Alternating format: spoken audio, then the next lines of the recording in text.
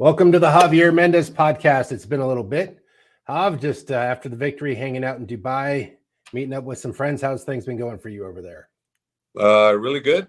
A lot of things are happening. Meeting a lot of brothers. You know, for those that don't know, brothers means friends over here. Mm-hmm. Are you traveling out there, or it looks like you're getting in shape or something? You look better for something. I don't know what it is. You've been eating clean or what? I don't know. I haven't weighed myself in like 3 weeks. You know, I came in here pretty heavy, Yeah. and I've been exercising almost daily. You know, at least an hour and a half. You know, and I've been eating great food. So I don't know. I people are saying I look like I lost weight, but I don't know. I haven't been to weigh myself. Yeah, maybe. You know, maybe I have. I don't know, but I don't know how much. I think I have lost, but I just don't know how much. Whatever it is, it was in the right places. That's all that seems to matter. Now I was just talking to you about fake news. Islam Makhachev turnaround fight with Charles Oliveira. I don't know if it was Ariel putting it out or somebody said Ariel put it out. And when did you first see that and go and find out that wasn't? Someone was calling me, and I text Islam, and I said, Islam, are you fighting soon? Charles, he said, no, coach. No one's told me. I don't know anything. I goes, I have not been told about his next bout yet. So, you know, fake news is what he said. Now, is it fake news? Who knows? Maybe they're going to offer it now. I don't know. But until the UFC announces it, it's fake news. Let the UFC announce it, then you know it's real. Until then, it is fake news. So I say fake news. I'm going to double check while we're here. Yeah, right. If the UFC puts it on their agenda, it's not fake news. Yeah. Yeah, that's a crazy one. It's like, imagine you and him not being in the know. Yeah. Well, me is easy. I'm always in the know. Him not being in the know, that's a little strange. Well, you've got Islam said he'll not be ready to defend his thing until March, and that was 3 hours ago. And they clarify the report of the possibilities of UFC 297. I don't know what that was, but I guess neither one of them knew, and they were like, "Really, we're fighting? How exciting!"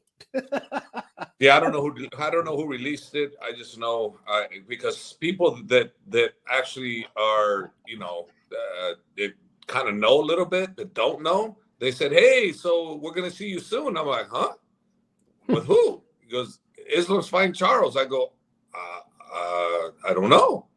I didn't hear about it." So I texted Islam, and he said, "No, he doesn't know anything about it." He said, "Fake news." So if you don't see it in the UFC site like you're looking at, it's fake news. Right. And it's that was going to be in Toronto. I'm like, which one of you, either one of you would have asked for Toronto? You both would have looked for at least a home base, or probably would have ended up in Vegas, would be my guess. Nothing. My guess would have been Vegas or Brazil, right? And even Charles, if I'm not mistaken, he was just talking about, you know, getting his eye, you know, healed and coming back at it at not such an aggressive way, but kind of be careful. So I don't know. That's what I saw in an interview that he put out. So I don't know if that's just. I don't know. I don't know who started, but, you know, again, you guys, if it's not reported by the UFC, even I report it, anybody else report it, it's not valid until they report it. So all this nonsense to me is nothing but that nonsense. Let the UFC do their job, then we can do ours after they report it. Right. What about is there a fight soon for Bellator? Is there like a final fight for Bellator with Umar? Well, from what I know, their last show this year is going to be next 2 weeks, November 17th, I believe. That's the last show that I know. So I don't know anything after that. So you don't know if Usman's going to be fighting on that? No, he won't be fighting on that. No, definitely not, because, you know, I would know. They're going to give him at least 2 months training. You're relaxing a lot while it wouldn't be in Dubai if Usman was fighting for the title. Trust me, I'd be with him. So nothing coming up right this instant. No, nothing that I know of. Nothing that I know of. I mean, the only one that I know this fight is Tahir. You know, they're Tahir's fighting, but that's it. And I think he's fighting like December 17th or something like that. I'm not sure about the date, but just I know Tahir is. But he's gonna do his training because it's just him. He's gonna do his training in Dagestan. Makes sense. So I'll get some questions for you, Hav, and let's run through these because I asked for these a couple of days ago. So this one's from John is Toxic Indicated Profit. I don't know what this name is, but who cares? Let's ask the question.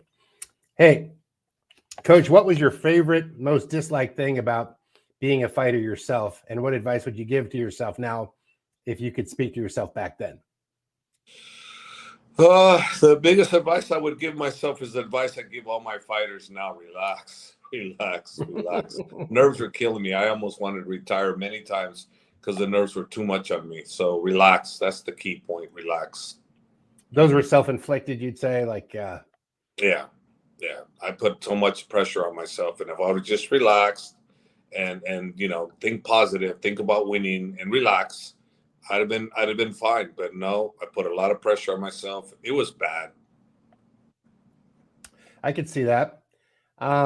Here's another question from Larry MMA.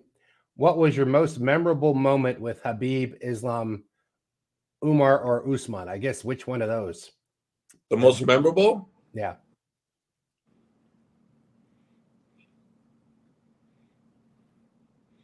Khabib. Yeah. Yeah, with Dustin. Because that's the first time I got the corner with his father. Me and Khabib and his father. That's the first time, and that was it went great. Coaching and camp went great. That's to me, the biggest one. And the biggest moment was when Khabib put himself in the choke, and people were like, "Oh, he's got." And Habib's father and I just looked at each other. We kind of went like this, and we just shook our hands, like, because we knew what was happening. We knew there was no way it's ever going to happen. Khabib puts himself in those situations all the time, and no one's been able to choke him yet. And we knew that wasn't going to happen. I could see that. I figured I almost thought you were going to go to like memorable, not in a good way, the Conor fight, the crazy ending. No, that's not memorable to me. It's right. You want to talk about when you thought disaster? Almost say, yeah, that in that regard, yeah. A tidal wave almost hit your town. Yeah. I get it. Hit us. Let's see. Here's one. Coach, tell us about your daily routines when you visited Dagestan. How was it after the training? Did you visit some nice places, mountains, family members, Khabib? Have you had a chance to bring your family as well? No, I haven't had a chance to bring the family. And at the present time, I don't think I can even bring myself. I don't even know if I can even get a visa. It is great over there. Everywhere you go, it's like family. Everybody just treats you with the utmost respect and humbleness, and the food is great.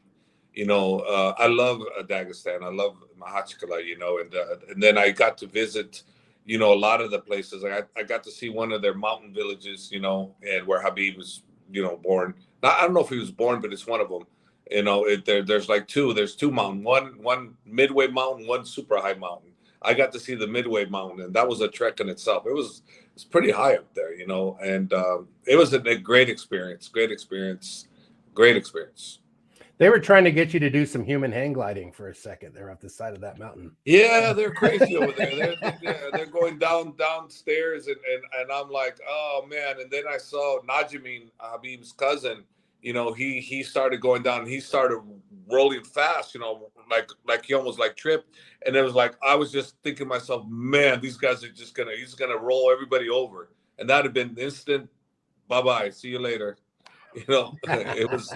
I was like, nah, you're not getting me to go down there because I saw him do that, and he's a mountain goat, Those guys are all mountain goats, Those guys you're used to that, but I was like, nah, not me. I'm not a mountain guy. Well, when you get up there at altitude, if like you don't go there for a while, it starts making you get the shakes a little twinge, like because I was just up in the mountains this weekend, and I used to ski down really steep slopes, but that part of me has not been used in so many years. I was like, whoa, that's pretty steep. So I can imagine that's even more wild where you were at. So yeah, I feel for you on that one. Yeah, it's pretty high. It's pretty high up there. I mean, you can see in my Instagram, if people go back to 2019, you can see the river down below. It was pretty steep, man. It was had to been thousands of feet, you know, up. We were where we were at, thousands of feet. Not it was thousands of feet for sure. Yeah, that video got a lot of views, so it must have been pretty good. How good is it to see Cain Velasquez back in the gym helping young fighters? Also, is he one of the most proud of since he's trained majorly under you, unlike Cormier, who had Bob Cook, or the Dagestanis who went under Abdulmanov? I guess, like, did you get more of your personal touch on him? Definitely. I gave Cain more than anybody ever, and so yes, for me, he is definitely one of my proudest because of what he does and how he does everything, and how he is as a person, but not only as a fighter, and how he learned everything that I taught him. He learned from other people too, but mostly he learned the majority of it from me. You know, like Khabib. Learned from his father and I. On MMA, we probably equally taught him the same, but in life and preparation for what he was, that's his father. I could see that. The foundation. You get a strong foundation, you're ready to go. Yeah, that was his father, yeah. It says, what? Okay, this is from Usama Biri. I'm going to read it and let's see if it makes sense by the time I'm done. Okay. What are the specific non-skill attributes that a coach likes to see in fighters who he might want to train for a combat sports career? Like, what are you looking for? That's good. That's a really good question. It depends. It could be incredible talent, and then you look to mold it. But the mental strength is number one. Number one is mental strength. But that's what I'm looking for. But obviously, I want to see something that gets me, you know. But if the mental's super strong, you know, and we can work around it, you know, as long as he's willing to put in the work. And so there's a lot of variations of what you're looking for, but the biggest one I would say is I'm looking for talent, what the abilities they have. Yes. And then it's like, what is your funniest story involving DC and Khabib? Those two crack me up when they're together. We always said they'd make a TV show. Yeah, there's so many of them, you know. But one that was really funny, you know, Khabib. It's on the Instagram where Khabib is like talking to him, and it goes, brother, I'm like you. I you know, I do this, and DC's eating, he's eating, and then Khabib goes, I'm like you. I have title too, and then DC he's chewing away, and he goes like this, you know, and Khabib goes, oh, two, okay, never mind. Got two titles. Okay, never mind. There was one I just missed. People were asking if you were going to open up a gym in Malaysia. No. If I open up a gym, it may be Las Vegas. We're thinking about Vegas. Not for sure, but it looks 70% we may be coming to Vegas. 70%. I like that one. I'll drop by and say hi. This one is, hello, sir. I'm from India.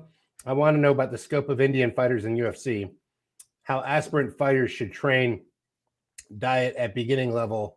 Please tell me if you can for many of us. That's a good question.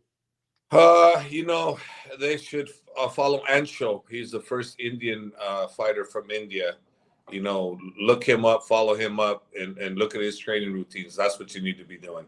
Follow the leader. He's the leader. And the former champion you had, Bular. Mm-hmm. The other gentleman we had from Canada. Arjan. Arjan. Yeah, Arjan. But they said India. Arjan wasn't born in India. He was born in Canada, I believe. He's Indian descent, but he was born in India. So I think he's referring to India. Okay. Let's see. Coach, when is the right time for Usman to move to the UFC? And what is your favorite Mexican dish? This is all three. One question you can answer when you want. And I don't know if there's ever going to be a time for Usman to go to the UFC, but if he does end up going to the UFC, it would be a perfect timing when Islam wins the welterweight title. Then that would be the perfect timing to go over. Yeah. If he can go over, because contracts are very sticky. You know, you just, you know, being a champion, you just can't go over another league. You don't just give away your champion. They put some cement. Yeah. What about your favorite Mexican dish? I don't really have one. Yeah? No, I don't really have one. That's a surprise. Sorry, guys, he doesn't have one. Okay. What will Islam's next training camp look like when he returns to Vegas with you, will you guys continue to focus more on boxing? Well, who knows if it's Vegas? I mean, California. Yeah, we don't know where he's going to fight, but if he's going to fight in the U.S., he'll be coming to train with us. And we don't do anything. We just stay on what we've been doing. We don't focus on the stand-up. We focus on everything. Islam is, I said many times, is the most well-rounded lightweight in the history of champions in the UFC. So we got to keep sharpening every single tool he has. You know, he is the most rounded fighter ever. Okay, that's Euros Judo. Coach, tell us about your run as a fighter and kickboxing champion, and what's next for Umar. Is he getting better after his operation? Who will he fight next? Well, myself as a kickboxer, you know, I managed to win 2 titles, ISKA light cruiserweight title in 1992, and then in 1995 I won the light heavyweight ISKA full contact. Remember, there's no leg kicking. This was full contact. We didn't have any knowledge in the leg kicking department during the time I was fighting. Lower leg kicks, calf kicks, right? Yeah, no calf kicking, none of that. That was not allowed. It's above the waist. Kicks were above the waist, and you wear foot pads. So kicking was not a super effective thing. It was effective, but not super effective.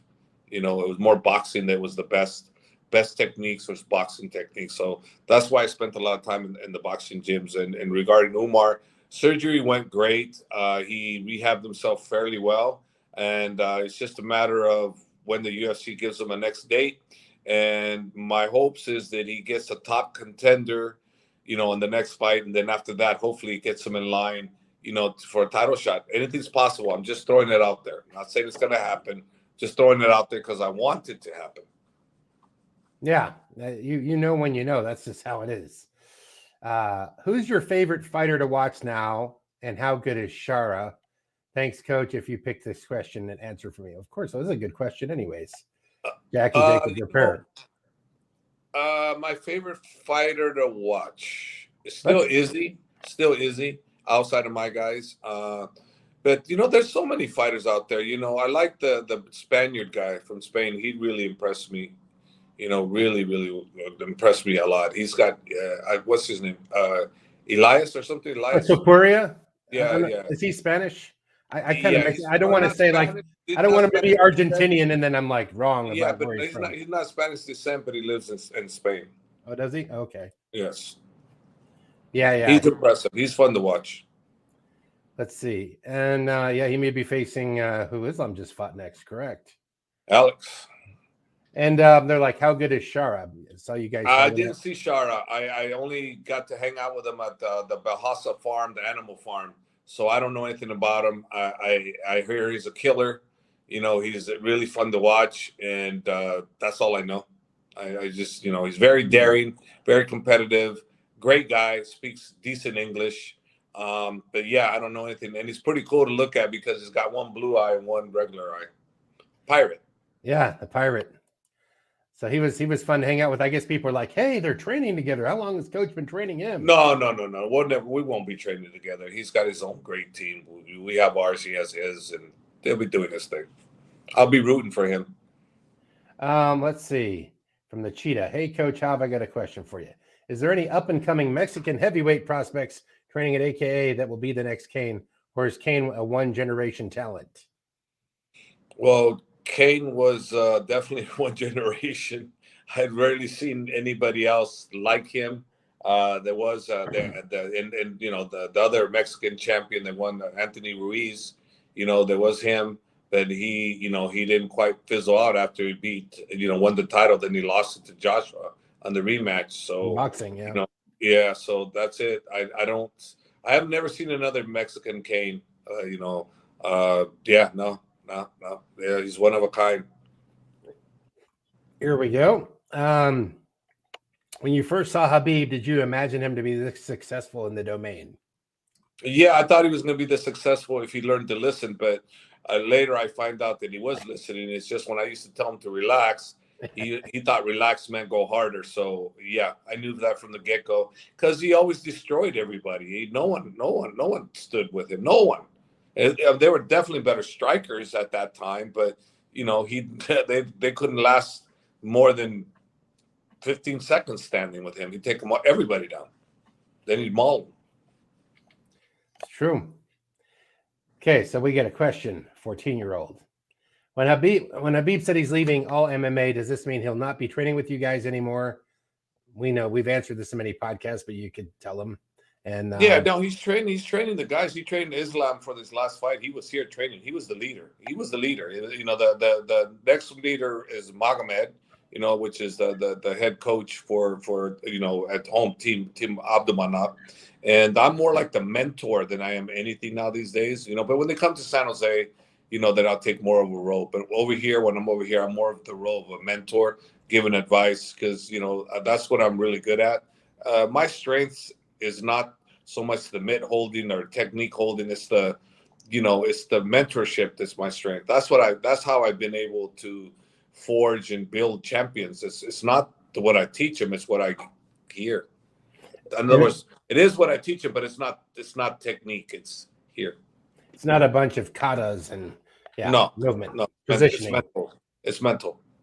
But you also can make a physical observation and add. Oh, no. I'm not saying no. I can't do that. I can, but I'm just saying my biggest gift is mental. It's not the technique. And that makes a difference. There's some people with great techniques that never get to the show or never get through the show, because that's that 1% keeps you from getting 100%. 0.5% can keep you from getting to 100. Yeah.